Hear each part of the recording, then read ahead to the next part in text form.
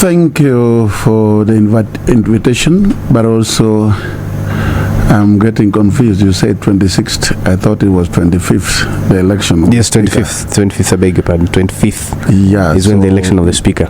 What is certain is the election is going to take place on 25th. What is not certain is who is going to be elected.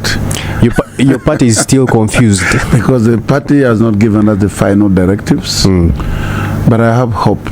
You know, when we are in elections, many things comes around. Even in our elections, before nominations, you will hear names of people coming in every day. Some names that have never appeared will also come, but you will understand when the nomination is done. Then you know who are the candidates. The problem we have in the country now is that we don't have the law that guides artificial intelligence. We used to have misuse of computer law. So you don't know whether what you are reading is the right thing or not. I completely understand where you're coming from, because there's so much that's been happening in just a short time. Yeah. You get another posting in the social media in the morning. Somebody is talking about X or tweet, and then another person sends you this and that. So there is uncoordinated movement of the troops. Absolutely. Joining, you must be looking at this part and thinking, wait, I thought I'd joined the sober party. I think that is not the major issue. For me, I think the Central Executive Committee have to come in now, because they have a duty to give a direction to the members of parliament who are NRM. And that directive will be very important now. And they must show leadership at this particular point. And as a matter of emergency, they need to meet and make the country know, especially the members of parliament know, the direction where we are going. If their position is still standing the way it was written by the chairman of the party as a decision of the Central Executive Committee, it must come from them now. If they have changed the position now, so that members of parliament belonging to NRM should take a new direction, they should sit down and communicate, so that the members of NRM, who are members of parliament, should know exactly what should be done. The direction. At this particular point. Well, unfortunately, the party's position is being determined by a few members, a few people.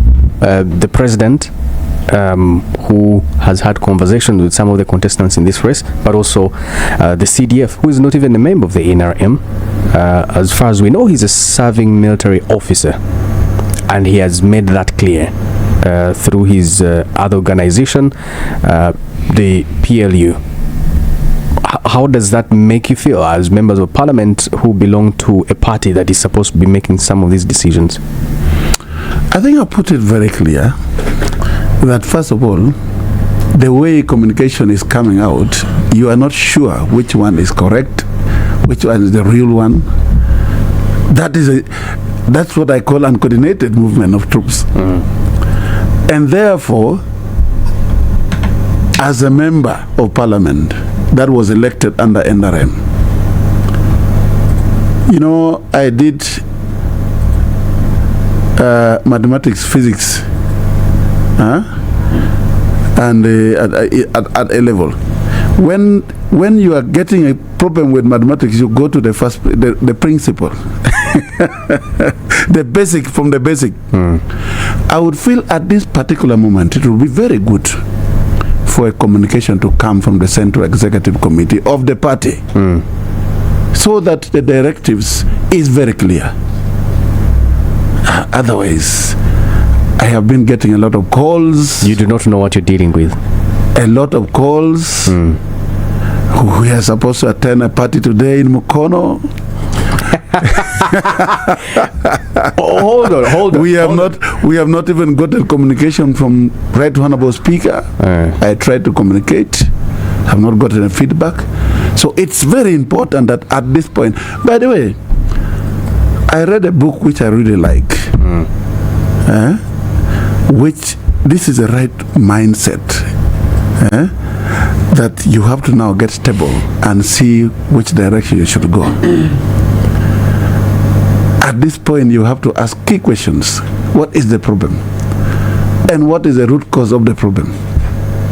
And you have to generate the different solutions, and then which one is the best. And I think behind the scene, there are many people doing the work. And we will come to know what exactly is happening. But also in life, I believe in one thing. Nothing is impossible. As I started telling you, at the end of the day, on the 25th of this month, there will be election of the Speaker, and there will be the Speaker of Parliament of the Republic of Uganda. The question, which has no answer, which we are all struggling to get the answer, is who is going to be the Speaker of Parliament of Uganda. But obviously, there will be the Speaker. Now, I brought in a very important issue about the independence of Parliament of Uganda, or the three arms of the government to operate separately. In theory, yes. In practice, I don't think it is the case. Not only in Uganda, but all over the world. In theory, they will tell you there is separation of power, there is the executive arms of the government, there's the legislative, and then there is judiciary. But in practice, it is not. And therefore, we are not surprised if this kind of thing is happening in Uganda. Because if you want to deny it, I mean, you can deny it, but within yourself, you know, in practice, it has never been there. And that's why I like his English. It was very good selection. Supposed to. It is supposed to operate independently, but in practice, most of the time, it is not. Anthony, I just want to interject very briefly that I think we're going into slightly cautious end. I know that by and large,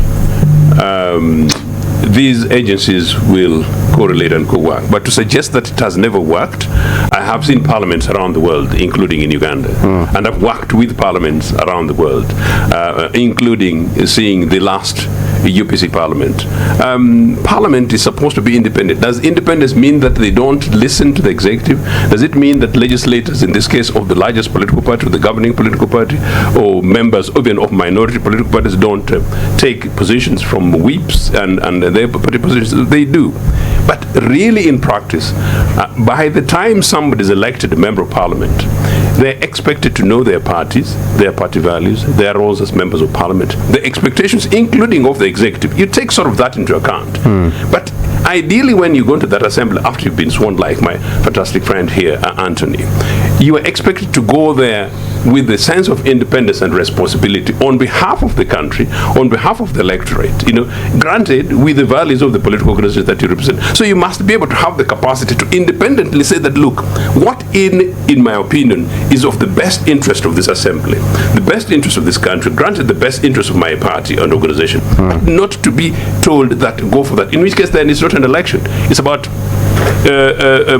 what has been determined. You basically go down there to select. But why are we hiding? Why are we hiding away from reality, Honorable Akol? Even when you were in opposition, things were made a certain way, and you dealt with NRM knowing that this is how things are done. I don't know why you would be expecting that things should be done differently. I think we are speaking the same language. Maybe the words, but ideally, all in all, what we are talking about is that there is some extent of being independent as a member of parliament, but at the same time, there is that discussion behind the scene. The discussions. That's what we are talking about. If you don't mind, discussions behind the scene. Discussions behind the scene are okay, and actually conversations with the chief executive is okay. That's all I mean. Instructions from a particular individual or a particular arm of government to the other is unacceptable. And I'm saying this 40 years after NRA. And I'm also saying this as a young person, young enough to have seen the last UPC parliament for 4.5 years. The last Mr. Speaker may be listening, Anthony, Francis Butagira. No, that was a parliament versus a war going on. but the decorum and civility and the relative sense of independence, where the executive ought to persuade, possibly a way to find a way in which to come in if they've got a particular position, but knowing that, well, respectfully, these are our legislators, that is the Legislative Assembly, and the presiding officer is Mr. Speaker, in this case, Madam Speaker, whoever it may be.